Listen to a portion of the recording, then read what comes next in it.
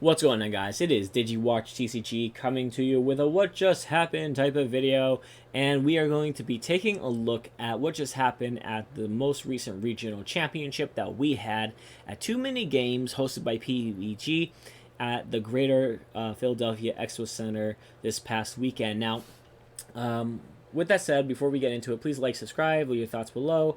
And I'm going to say something about this I don't normally say about every single event, but I really enjoyed watching this event.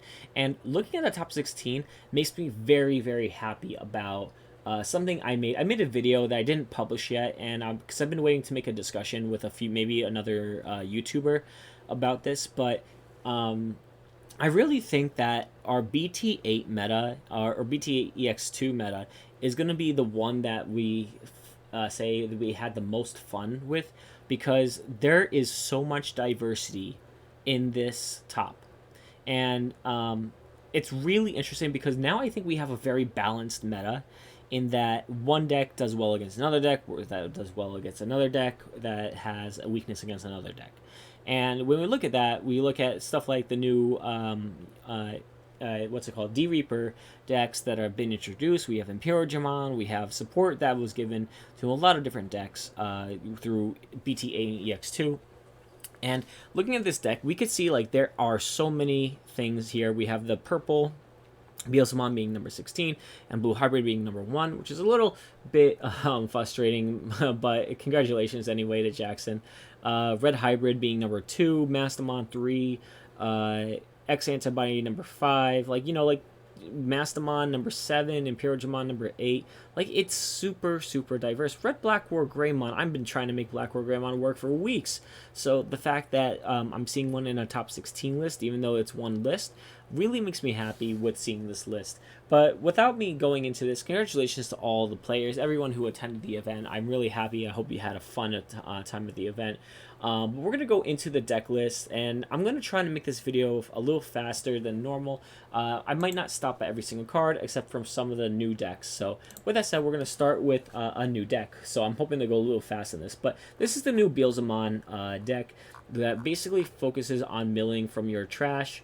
Deck to trash, and then gaining effects on them. So some of those cards, just to kind of point out some text, is that Psychmon's really good against cards that reduce play costs. So Digimon decks and D-Reaper decks, this is very effective against. We have the new Itmon here that you could search for your Digimon Tamer at Mako. Or you can trash, if it gets trashed from your deck from effect other than itself, you get to trash 3 more.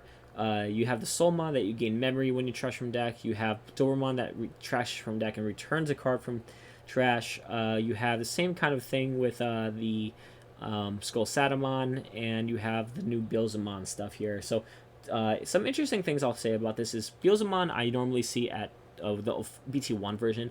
I usually have seen add a little bit more than 1 copy, but this is a top 16 deck, so I'm not saying anything about against the deck. I'm just saying that usually I see multiple copies of this, so it was interesting playing 1 copy. Maybe it was more focused on the mill strategy, being able to get back Creepymon, being able to play Creepymon, and then just be able to mill your opponent out, and delete their cards through the use of Digimon Blast Mode. These cards are super effective. Death Slinger lets you gain memory, and if you play it, you delete cards on your side, opponent's side of the field.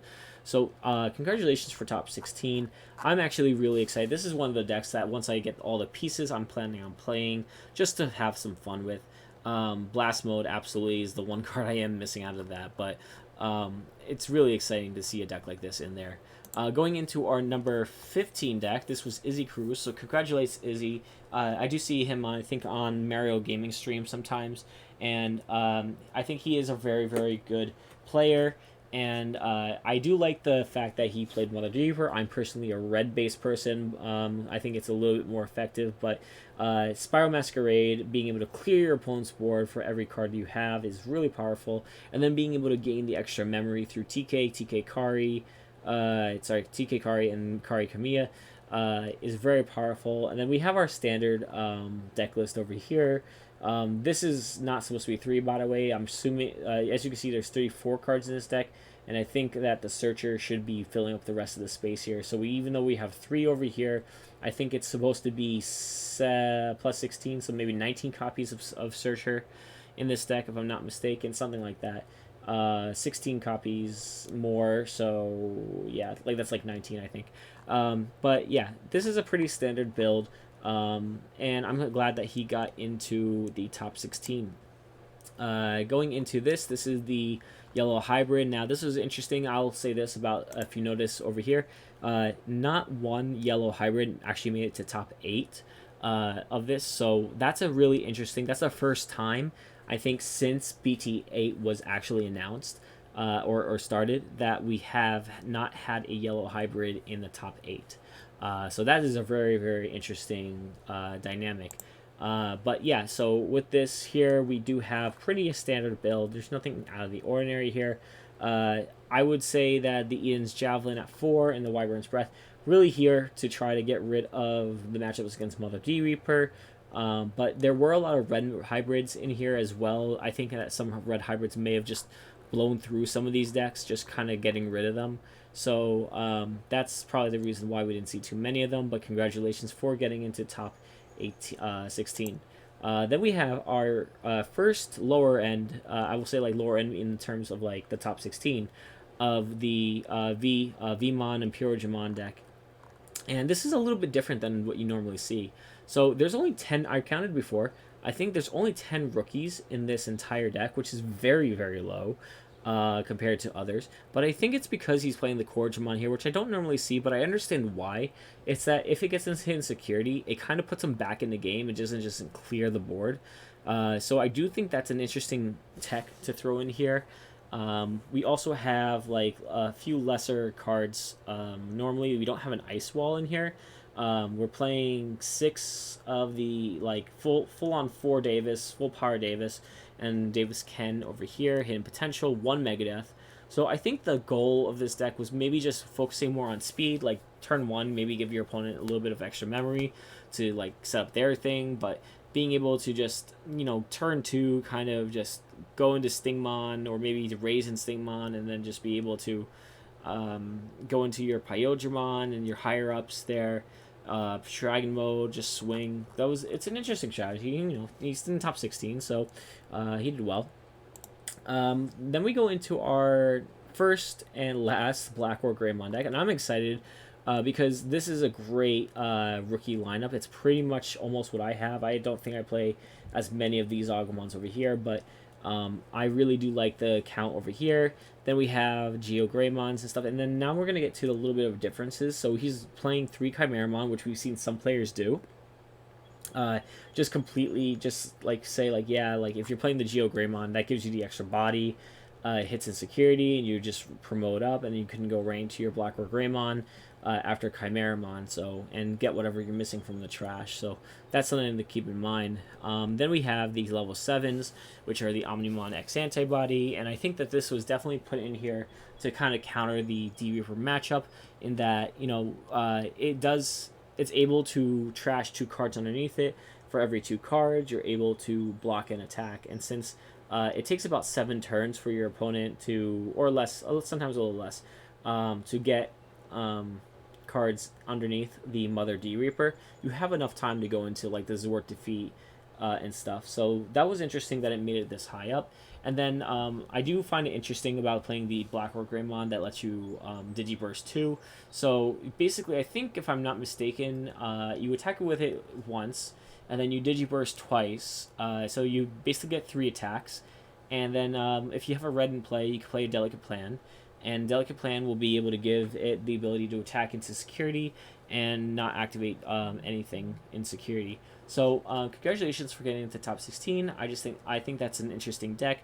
Definitely like the Geo Greymons. I think that's one of the biggest things out of this deck to try to use with the Chimeramon engine. Going into some of the other decks, we're going to take a look here. Any changes here? So once we get into top 8, I'll kind of like move along a little faster. But we have Yellow Hybrid, and one of the big things with this one is that they were playing an Avenged Kidmon, which I think is a smart idea personally, because we are going to see a security deck in a second that is able to get rid of a lot of stuff, and Avenged Kidmon just being able to kind of be able to put back their options as well as yours. Will be able to kind of give you a little bit of an advantage, and then you can always digivolve on top of it with like the Susanamon, or just apply some pressure. So really good deck over here. Then I know it's sideways. I'm sorry about that. I don't think there's a way of me. No, I can't really rotate it. But basically, this is a blue hybrid deck. This pretty standard over here. There's nothing much to talk about. We know what blue hybrid does. We have the Zulongmon over there. We have, yeah, 4 Pokos, and yeah, this is pretty standard. I'm not going to go too far into it, but yeah, this is blue hybrid. I mean, we know what blue hybrid does. Now we're going to go into our other cards here. So this is an interesting build with the Vmon at 2, with the jamming. It's pretty standard of what you normally see. We do see a second Lobo here, which is, I think it's good because it's not really expected as often, being able to go into the second Lobo. Like usually if they see Lobo, it's like, oh, if I got rid of Lobo, like they don't have another hybrid and can't really swing for game. But I do like the second Lobo. I think that's a cool idea. 2 Dino Bees, 2 Davis, 3 Davis, 2 Davis Ken, and then standard option lineup over here with the extra Hammer Spark. So nothing too crazy over there. Going into our other Imperial, this one was one actually I'm very close to making. I believe, let me see who ran it, just to see. I think it's Titus. This is Titus. He was the only one who made it into top 8. And let me see if I get into the right one. Yes, perfect. So he played from the EX2 set, the Labramon, which I actually played 2 copies of in my own personal build, and I do really like it because you're able to digivolve into the XVmon, and then on attack you at least gain a memory. If anything else, if there's an option that kills it, fine, but at least you got an extra memory out of it. So it lets you facilitate more of your plays. I am also kind of interested in the Leomon here. It is a blocker while you have a Tamer out on the field, and I think that's a really interesting concept to play with. It looks like he took out the Magnamon that normally is played in this place over here, and just being able to, if it blocks a card, you gain 2 memory, can pass your opponent over to your turn. So it makes your opponent a little bit less weary about being able to swing over, and especially cards against like D Reaper and stuff like that does a lot of checks. If you just block that card and just pass over, then your opponent can't do anything else as much anymore. Then we have some of the other cards over here, pretty standard. You had to make room for the Leomon, so you reduced the amount of Lightramon, which is kind of tough when you look at like Stingmon only being the other green in here. So it's an interesting theory.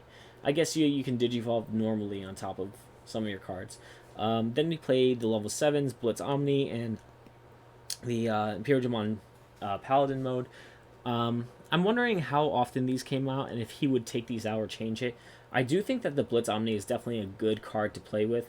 And then we have 2 of the Blue Memory Boost, 3 Hammer Spark, 3 of the Megadeth, 1 Hidden Potential, and our 5 Tamers over here. So congratulations for making it top 8. This is definitely the closest build to what I have, except with the, I don't play the level 7s, but maybe I'll try something out, maybe remove something to put one of these in. Going into more of our top 8 though, like higher up, we had Mastamon, and this Mastamon is playing more of a stun. I don't want to say stun, but like blocking kind of thing. So your opponent, Psychmon is against Imperial, and D Reaper, Gazimon can stop a lot of cards from like Yellow Hybrid. We have the Gatomon. Everything pretty much here is standard. Then we get to, everything is standard. Then the Analog Youth, and I'm not gonna say like pretty much everything here is pretty standard, with maybe the TK Kari maybe a little bit different than what you normally see in these decks, and the Analog Youths being able to mill cards to the trash or get your like card out of that. You're usually going into a level 5 or higher, so being able to tap Analog Youth when it's deleted by an effect is a good idea. I might actually consider playing these as well in my build. We have this is the security build, I think. So this one over here is pretty cool. I will say that I'm not a fan of playing against not analog youth, security control, but we have the Junimon over here that recycles back any of your cards back to your hand. You have the the Avenged Kidmon to be able to recycle all your options back. And then really cool tech here was playing the Crimson mode, being able, let's make this big, the Crimson mode over here, being able to Digivolve probably on top of the Avenged Kidmon, because if you can get Avenged Kidmon out for free, basically you can go into your Crimson mode right immediately after and be able to swing at your delete all your opponent's Digimon with the highest DP. Sometimes that is, enough to really stop your opponent, and then if your opponent stacked their trash, especially if you're playing purple, you basically can just trash their entire security. If you're playing against something like yellow hybrid or purple, this is a very powerful card. Then 4 Chaos Dag, 4 Hell Scythe, 1 Black Auto. Pretty standard if you look at this stuff.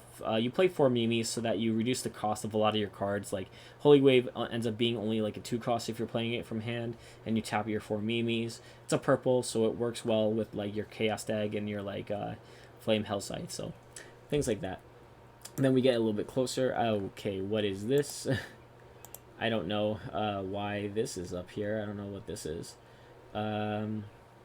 It's a smoke screen. But I don't know what that is exactly. I'm sorry about that.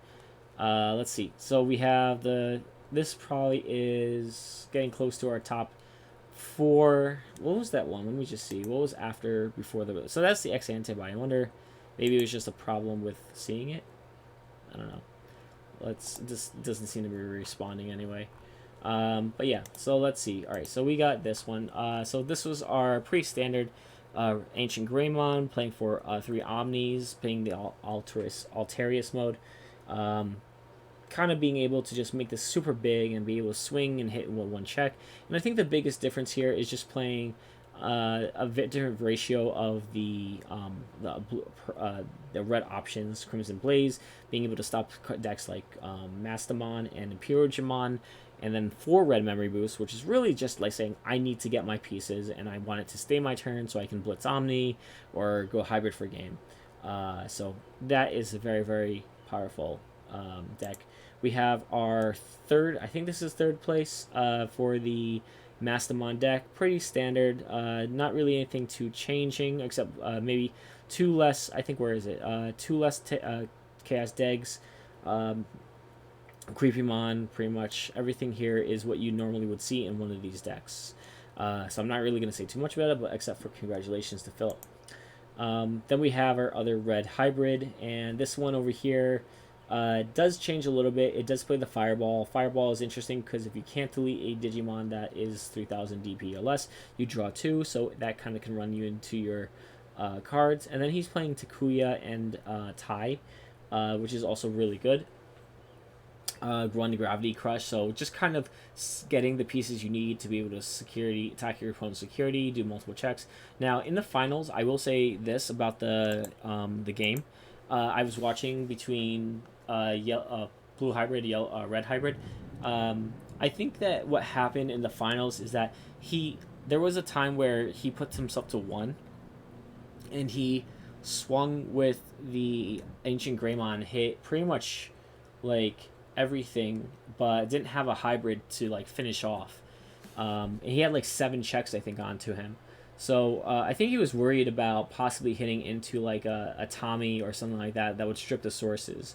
I think that was the biggest problem with the Ancient Greymon, is that he forgot to kind of just swing into your opponent, and just kind of assumed that like he would get stripped of a few of the sources. So it's probably that good, but like it was unfortunate. It was very unfortunate just to be like, swing. Okay, do you have a hybrid for game? No, don't have the hybrid for game. But it was a very, very close match, and congratulations, second place. Lastly, final one is our number 1 deck, which is the blue hybrid deck. As you can see, pretty standard. From BT8, we have the Innocence Blizzard being in. A lot of these decks are utilizing the Instant Blizzard, just a super relevant effect if it gets in security, especially to strip one source from everything on the field and then stun up to 3 of your opponent's Digimon with no sources. And then we have, which is the interesting one, is the Matt Ishida at 4, and I think that's mainly just to try to like choke your opponent and just kind of be able to play these cards and kind of just say like, okay, I'll play the Matt and then I'll play something else.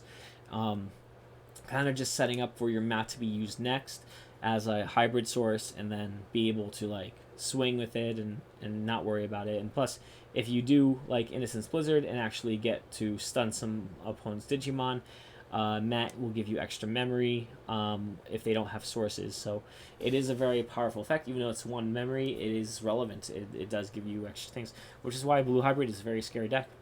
But with that said, this was a really crazy tournament. I'm very excited to see how diverse this format was, and I'm really hoping that moving forward we get to see more tournaments like this. With that said, please like, subscribe, and leave your thoughts below. Thank you, and have a great day.